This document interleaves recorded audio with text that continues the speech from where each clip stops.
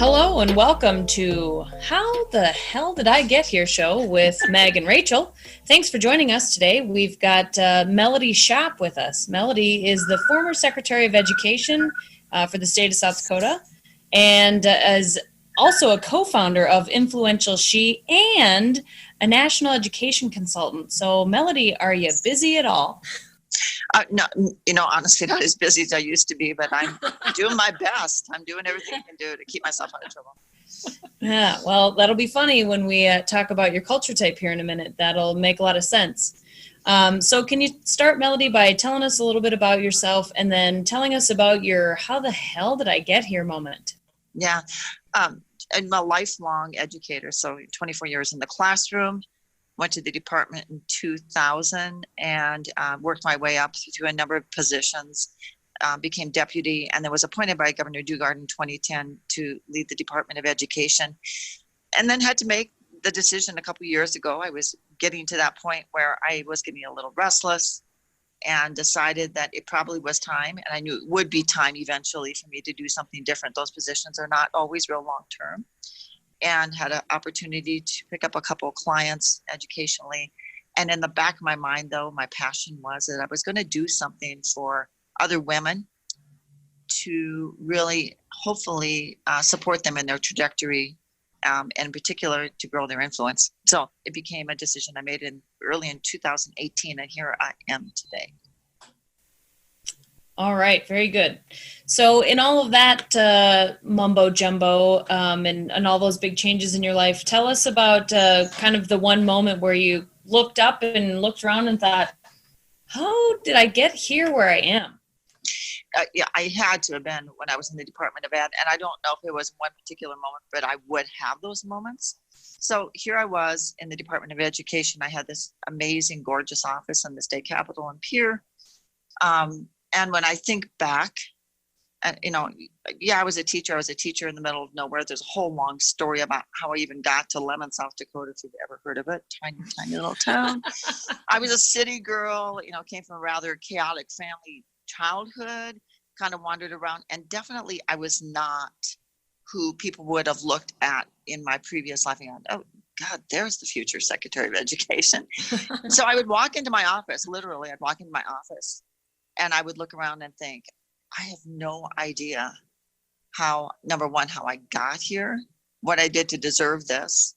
I had a small violin on my desk called the humility violin, which had a lot of meaning to me. And that story of a violin had actually been the pivotal moment in my life, which is maybe for another day in making the decision that I was going to continue my education.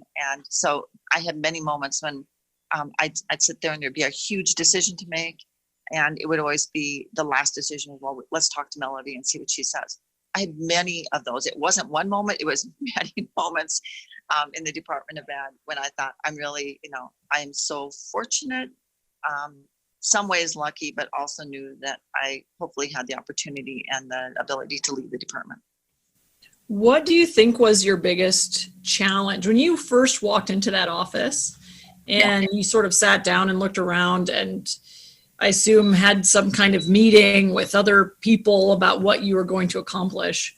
What was at that time when you didn't really know anything yet? I mean, you worked in the department, so you knew, but you didn't really know what was coming. What do you think your biggest challenge was? I think at that specific moment, there was many, but there was one in particular that stood out in that I had been in the department for 20 years.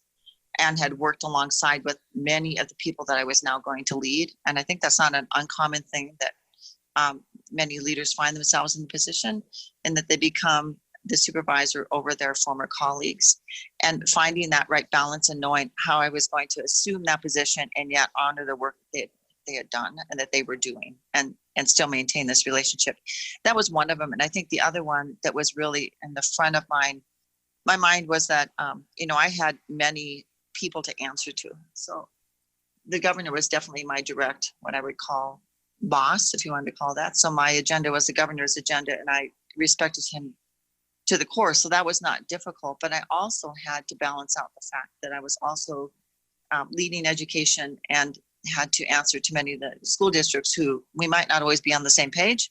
They were friends of mine in many different capacities, and yet I had to be able to make really tough decisions that might not always be in line with what the field was going to see to be the right thing to do. So it was this interesting balance of being a teacher all my life and yet having to make decisions that would sometimes be in opposition to what teachers may have thought were the right thing. So it was really dealing with people and maintaining respect at the same time making difficult decisions. Yeah, I can imagine that would be a challenge, especially since you came out of the classroom. Right. Was there any particular one that you remember that you thought, I'm not, I know this is the right decision for the state, but it's not going to be well received by the districts? Oh yeah, I do very clearly. It was a bill we brought forward, I think it was my second year, very controversial. Was for merit pay, and I don't know if people remember it. Actually, the funny part about this, when you think about education bills, the bill was House Bill 1234. I mean, it couldn't have been any better, numerically aligned, but was extremely controversial for the field. Teachers hated it, and it had some negative connotations with the union. All of the relationships that I built up over, all of my career were really on the line at that very moment. And yet I went out with a really, strong stance, and I worked with legislators. I worked across the parties. We ended up passing it, and then it was overturned in a referendum in the summer. Here was the lesson I learned, though. So I had made a lot of enemies amongst the education field. And I knew that I could continue. I knew I was going to be in the position for a number of years, or I hoped I was going to be. I made a really purposeful decision to call up union members as well as other friends that I had and said, hey, I know this was very difficult. We had a lot of times we testified against each other, a lot of times that we had really negative words that we said. But I really care deeply about kids, and I care about teachers, and we need to start over. And I promise you, I'm going to do everything I can do to mend that relationship. And we did. And we ended up, a few years later, passing a tax increase that increased teacher pay. I worked very closely with the field, created work groups and so forth. But it was really humbling on my part to say, okay, I know this was not popular, but I need you guys in my court. So yeah, that was a tough one. Yeah, awesome. That's a great story. And I think it's a good lesson in reflection, right? Because I think a lot of times the leadership can get stale if we don't take a look in the mirror sometimes and reassess or assess what happened in a new way. So yeah. That's a hugely important thing to do, I think, for leaders. So thank you for showing that. So, Melody, all of this change and chaos and craziness that you've had in your life, you've probably tolerated pretty well because you're like a super high fixer. So, 44 actually out of 50. Yeah. So, wow. But still, we've done some work with other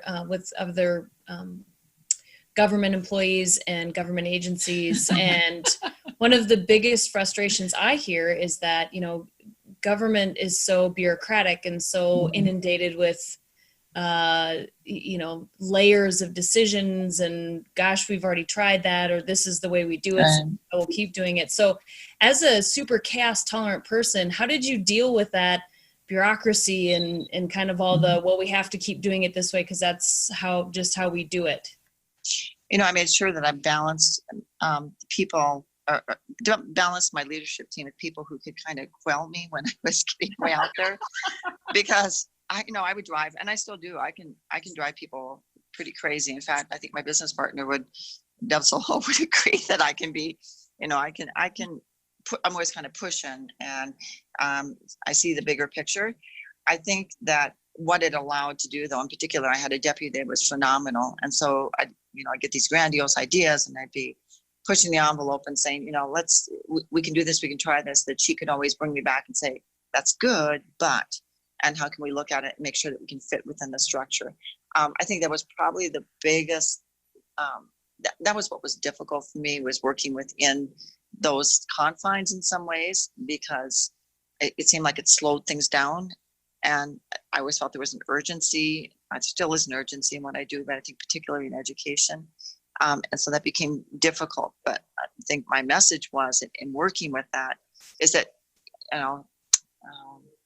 kind of proceed until apprehended kind of thing when you're trying to make if it's something that is, not outside the bounds of doing anything illegal. But what I'm saying is that there's sometimes, if you don't push and you don't try, nothing's really going to change. And so I made sure that I wasn't out there alone. And I always, again, had the governor, in the back of my mind about what do I need to do to make sure that I am aligned with his vision and his mission, and being a servant leader, and yet knowing that I wasn't going to be able to be that servant leader unless I could do what I was doing for the department and also for the kids in sort of a urgent sort of way, in my own chaotic way that I drove people crazy with. Yeah. Right. I bet you drive people crazy. I love it though. I'm a chaos fixer too. Yeah. But we're going to be talking to your co-founder in a couple weeks or next week. So I can't wait to talk to her and find out where she lands on this graph. Yeah. We're going to have a great conversation with her too about, and together, it's going to be great to see you together. So it's one of the things, one of the things that Meg and I are challenged with is that she's self-driven, I'm team-driven. And so we do have different ways we see things, and to the same way that you guys do, in the sense of we sort of balance each other, challenge each other, give each other kind of boundaries that we normally wouldn't maybe have in different ways. So I think I've always told people I have more energy than brains. And so when you have that sort of, that sort of feeling or that whatever, it can be difficult for other people. But I think what I did learn, the more that I was in a position of leadership, you can be that person who's always pushing and prodding, whatever. I became better at making sure that I was bringing along people with me and listening to them. And I don't think that was one of the things. I think I learned that probably later, which I should have learned probably earlier. And it. You read every leadership book and they give you all the do's and the don'ts. It took me a little longer to realize I could get it. I could get more of what I wanted to get accomplished, but I still needed to listen and bring other people along with me. And I became a lot better at that as time went on. I just was a slow learner. Well, I think too, in your chaos tolerant, I had the same experience where really chaotic, and I would say that could run over people that weren't as chaotic as me. So I had to learn too to sort of make sure that I wasn't doing that. I still can, but I try not to. Right. Yeah. And I think it's, it can be a positive thing, but I just really know that when you work in a large organization, that unless you recognize it, number one, but then secondly, make sure that other people are there to kind of push you down. It doesn't always work unless you take that into consideration. Well, Melody, thank you so much for spending some time with us today. And we're happy to have you on. Happy to be speaking with your co-founder of Influential She in the next couple weeks. And that's it for us now on the How the Hell Did I Get Here show. Lead powerfully, change the world.